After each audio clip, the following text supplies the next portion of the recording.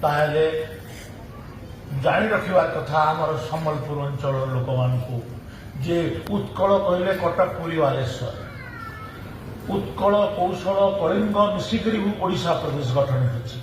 केवल उत्कल जयगान गायब आौशल कलिंगर कौन जयगान हम ये गोटे मानसिकता आमको तुम्हें शोषण करुचे आमर आमर अर्थ आमर खनि आमर चाष आमर जंगल सबुथे तुम्हें आमको शोषण कल चाकरी बाकरी सबुथे आज तुम्हें से कल्चराली भी आमको एक्सप्लोट करने लगे तुम्हें चाहूँ एटा की कथा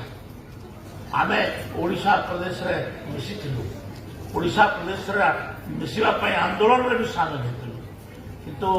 ओडिशा रे मिसिकरी आमर सबुठु बड़ भूल है आम ओडिशा प्रदेश रे मिसिलु आमर गोटे ऐतिहासिक भूल ऐतिहासिक भूल को आम बारंबार कहूँ तो आज आम से कथा गुड़ाक न जाइकरी आम सुभद्रा योजना कथा अच्छी सुभद्रा योजना